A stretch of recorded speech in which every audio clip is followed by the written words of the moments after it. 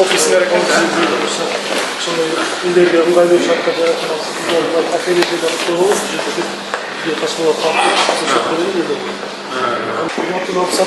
азыр биз мына жерде турабыз. Мына биздин кеңсе, биздин салыш кежидеги жалпы проектибиз 72 гектарды аянтын камтыган. Анын ичинен 30 гектарга жакын жерде гектар ошол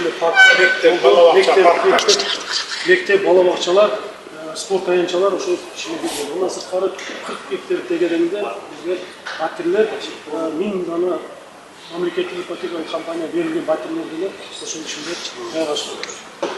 Дикке берилүүчү батирлер могул локацияда жайгашкан, мектепке жакын, ыңгайлуу шарттар менен маани берген болсоңуз, бул жерде ар түрдөгү ит менен кылган, бул классика деген бул хай-тек стилинде өздөрүнүн каалоосу менен тандоого. Бул жерде ошо бул бүт операционныйдан баштап туруп, бардык ошо медициналык немелерди ичине камтыган, бул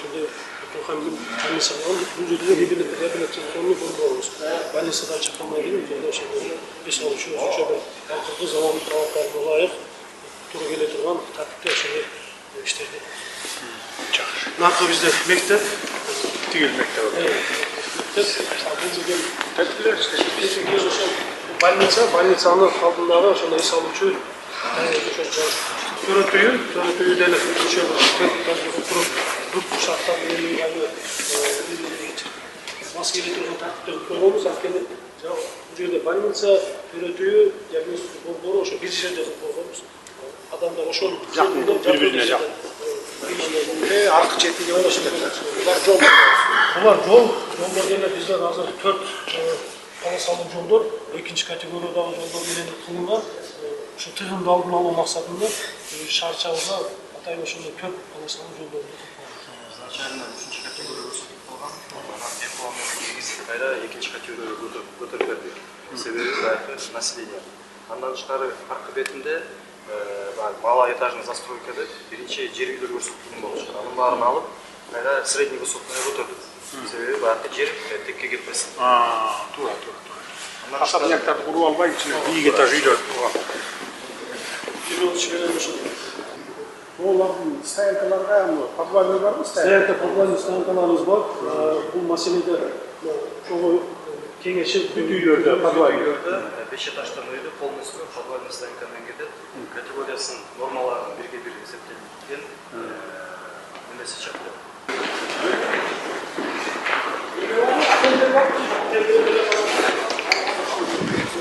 24 этаждын ичинде отелдер бар. Дагы бир өзгөчөлүк жери, бул мамлекетте биринчи жолу туннелдик шахта кылып атабыз бул жерге.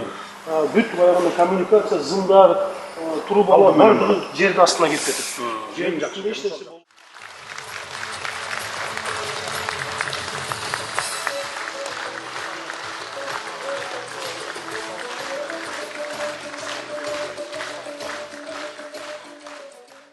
Саламатсыздарбы, Ордолу Ош облусунун кымбаттуу тургундары, урматтуу шаардыктар, бүгүнкү саамалыктын катышуучулары. Борбор Азиядагы эң байыркы шаарлардын бири, Улуу Жибек жолунун чордонунда жайгашкан Ош калаасы кылымдар алмашып, доорлор өзгөрсө дагы, Ыйык Сулайман тоосу, Ак Буура дарыясы эмгекчил эли менен өзгөчөлөнүп, ар дайым азыр да меймандарды суктандырып келет. Кыргыз мамлекеттүүлүгүнүн өнүгүшүндө өзгөчө орду бар Ош шаары учурда саясий, экономикалык, илимий жана маданий багытта өнүгүү жолунда баратат.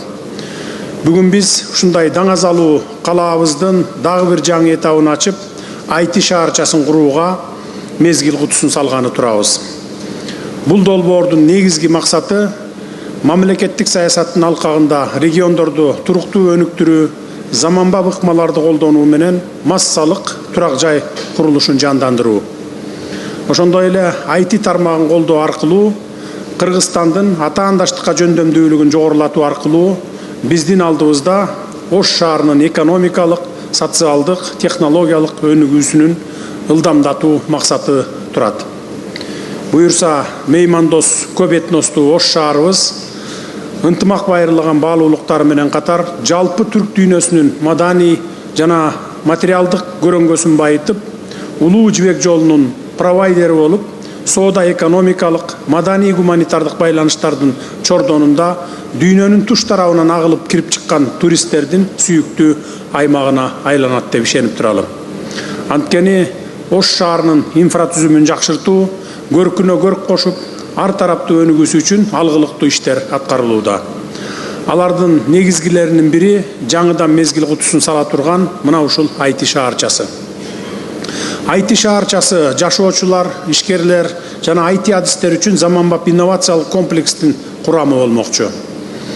Ал өзүнө калктын жана бизнестин талаптарына жооп берген заманбап, ыңгайлуу жана жогорку технологиялуу турак жай, социалдык, коммерциялык жана IT объектилердин комплекстүү курулушун камтыйт.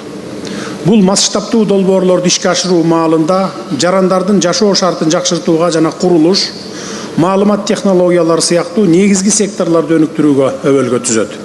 Эмгек кылган эл өнүгөт дегендей, курулуш этабында миңдеген жумуш орундары жаралып, бир четинен миграциянын деңгээлинин төмөндөшүнө дагы таасирин берет. IT шаарчасы салынып бүткөндөн кийин турак жай тейлөө жана соода жана кызмат көрсөтүү, билим берүү жана саламаттыкты сактоо IT чөйрөсүндө жумуш орундары дагы уюштурулат. Бул долбоордун алкагында жалпы аянты 1 миллион чарчы метрди түзгөн 10 миңден ашуун батири менен ири турак жай комплекси дагы курулат. Ушул жерден баса белгилеп айта кетейин, курулган турак үйлөрдүн батирлери мамлекеттик ипотекалык компаниянын балансына өткөрүлүп берилмекчи. Жарандарыбызга баштапкы төлөмү жок 20-25 жылга ипотекага берилет. Миңдеген жарандарыбыз мамлекеттик ипотекалык компания аркылуу аталган турак жай комплексинен үйлүү жайлуу болуп калат деген сөз. Турак жайлар энергия үнөмдөөчү системалар жана жогорку ылдамдыктагы интернет менен жабдылат. Көп тармактуу жаңы турак жай комплексинде балдар үчүн сапаттуу жана заманбап билим берүүчү мектептер, бала бакчалар курулат. IT шаарчасынын тургундарын медициналык жактан тейлөө үчүн заманбап жабдуулар менен жабдылган көп тармактуу медициналык мекеме салынып, ал амбулатордук бөлүм, төрөт үй жана диагностикалык борборлор ачылат. Андан сырткары спорттук залдар, жөө басууга ыңгайлуу өзүнчө жолдор, вело жолдор, жашыл зоналар менен эс алуу аймактары, балдар үчүн оюн аянтчалары жана чоңдор үчүн активдүү эс алуу аймактары курулат. Өзүңүздөр байкагандай, долбоордун эң маанилүү жери Ош шаарында IT тармагын өнүктүрүү болуп саналат. Технологиялар, санарип чечимдер чөйрөсүндөгү инновациялык компаниялар жана стартаптар үчүн офистик жана коммерциялык аянттар ыңгайлуу шарттарда берилет. Жаштар жаркын келечектин пайдабалы деп бекеринен айтылбаса керек. Дал ушул жерде IT адистерине, стартаптарга жана билимге умтулган жаштарга зор мүмкүнчүлүктөр түзүлөт. Бул технологиялык бизнести өнүктүрүүгө, ошондой эле IT тармагына жаңы инвесторлорду жана адистерди тартууга жардам берет. Стартаптар менен IT компаниялар үчүн инфратүзүмдү өнүктүрүү, жумушчу орундарынын санын көбөйтүүгө, чакан жана орто ишканалардын өсүшүнө өбөлгө болот. Ошондой эле миңдеген адистер үчүн IT хаб түзүлөт. Бул шаарчага Кыргызстандын башка аймактарынан жана чет өлкөлөрдөн адистерди тартып, жаңы технологиялык демилгелердин баш аталган жерине айланат буюрса. Шаарча IT секторунун өнүгүшү, аймактагы коммерциялык ишканалардын санынын өсүшүнө таасир этүү менен жарандардын жашоо сапатын жакшыртууга жана мамлекеттик программаларды каржылоого, кошумча ресурстарды багыттоого алып келет. Бул долбоор Ош шаарынын узак мөөнөттүү, туруктуу өнүгүшүн камсыз кыла турган маанилүү кадам болуп саналат. Бара-бара жалпы эле региондун заманбап технологиялык жана социалдык борборуна айланат деп үмүт артып турабыз. Бүгүнкү салтанатка катышып жаткан кадырлуу аксакалдар, Ош шаарынын интеллигенция өкүлдөрү жана жалпы эле агайын туугандар, ынтымак бар жерде ырыс бар дейт элибизде. Ынтымактуу бололу, ынтымагыбыз ыдыраса, ушул ырыскыбыздын баары бир тыйынга дагы татыбай калат. Ошону унутпайлы. Ошондуктан социалдык инфратүзүмдү жакшыртууга багытталган IT шаарчасы сыяктуу мамлекетибизге пайда алып келе турган ири долбоорлорду баарыбыз биргеликте ынтымакта ишке ашыралы. Келечек ээлери болгон жаштарыбыздын илим билимге, инновацияга умтулуусуна шарт түзүп, жаңы мүмкүнчүлүктөрдү ачып берели. IT шаарчасы жалпы эле Ош шаарынын өсүп өнүгүүсүнүн жаңы жетишкендиктеринин башаты болсун. берекеси артып, элибизге тынчтык, биримдик жана молчулук тартууласын. Көңүл бурганыңыздарга рахмат.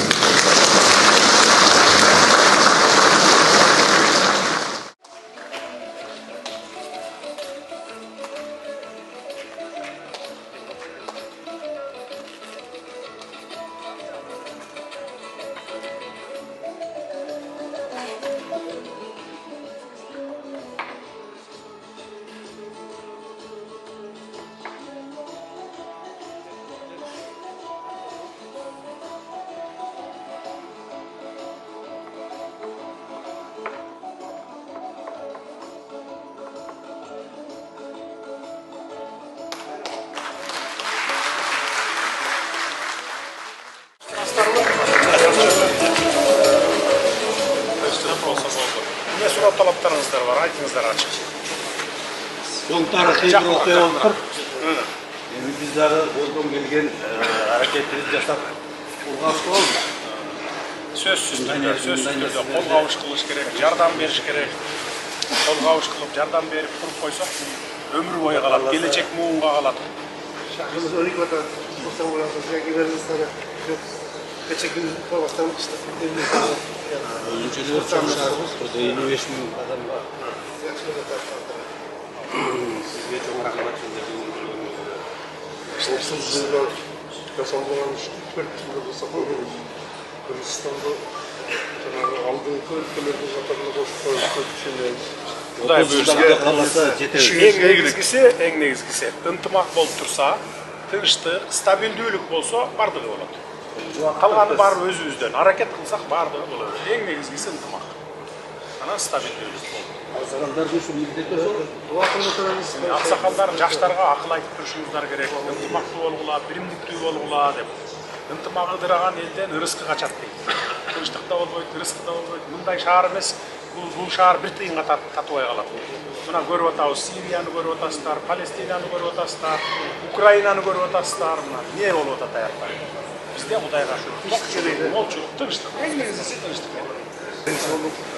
Şunday işler Kırgızistan'da bola versin. Kırgızistan 10 milyon.